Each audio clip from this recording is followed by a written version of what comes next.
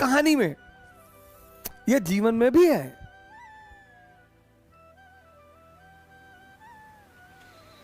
दुनिया की नजर में जो कम योग्यता के लोग हैं, उन्होंने बड़ी जबरदस्त जबरदस्त जगह बनाई है।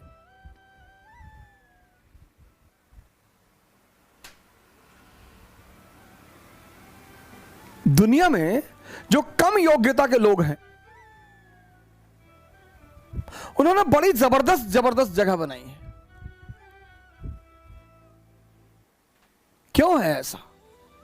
क्योंकि जो भी संदेह के सहारे चलेगा, संदेह, जिसको भी अपने कामों पे डाउट है,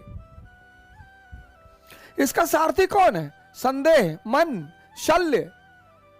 इनका सारथी कौन है?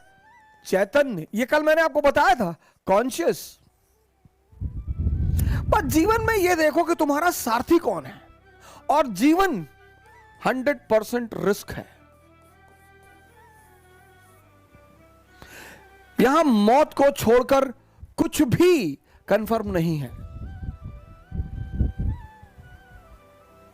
और 98% लोग इस दुनिया में 98% लोग इस दुनिया में हर चीज का कंफर्मेशन चाहते हैं। बस ये परेशान है, यही परेशान है। 2% रिस्क लेते हैं, और जब ये 2% उपलब्धि की ऊंचाइयों तक पहुंच जाते हैं, तो ये 98-90% अपने आप को सांत्वना देता है कि अरे भैया भाग्य, भाग्य भैया, भाग्य, भाग्य के बलि हैं भैया। भाग्य, भाग्य नहीं है। आशीर्वाद मैं मानता हूं परमात्मा का, भाग्य तो मैं मानता ही नहीं।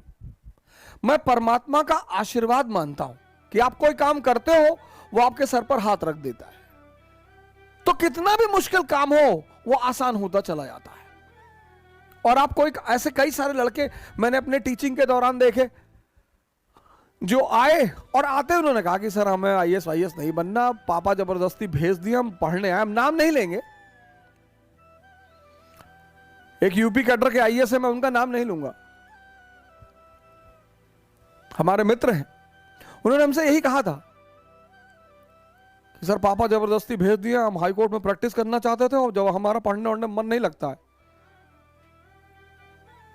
हमने कहा बहुत जबरदस्त यार, बहुत बढ़िया, शाबाश, वेरी गुड।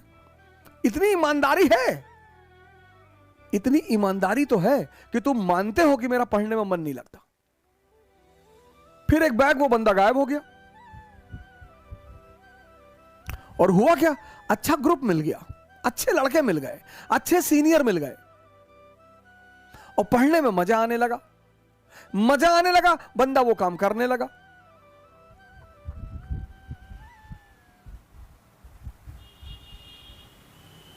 (381वीं रैंक है आईएएस में, पहले अटेम्प्ट में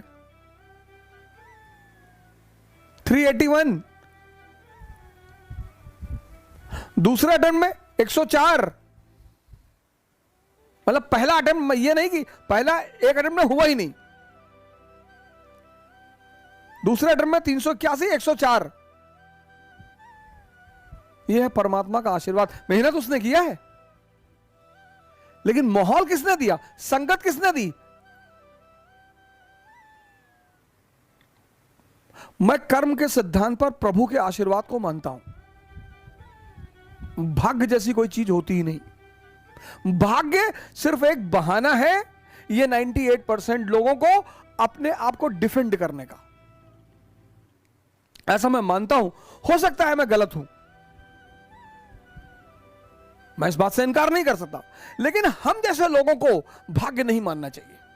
मिडिल क्लास के लोगों को कभी भाग्य नहीं मानना चाहिए, कभी नहीं, मानना ही नहीं चाहिए। अगर होता भी है तो भी नहीं मानना चाहिए,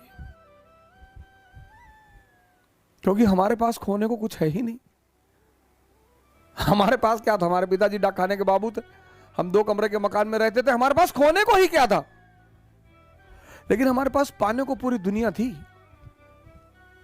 सब कहते हैं पैसा बांध के कोई ले नहीं जाएगा। अगर बुढ़ापे में 4 साल आईसीयू में रहना पड़ गया ना सर,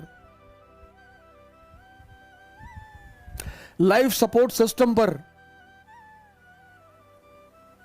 तो मैं आगे कुछ कहूंगा नहीं। नर्क है। नर्क की परिभाषा पता क्या है?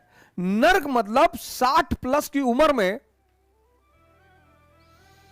आईसीयू में सपोर्ट सिस्टम पर पड़े रहना।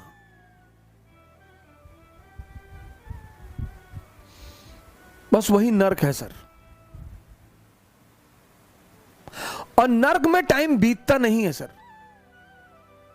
1 साल आईसीयू का आम साल के 1000 साल के बराबर है सर।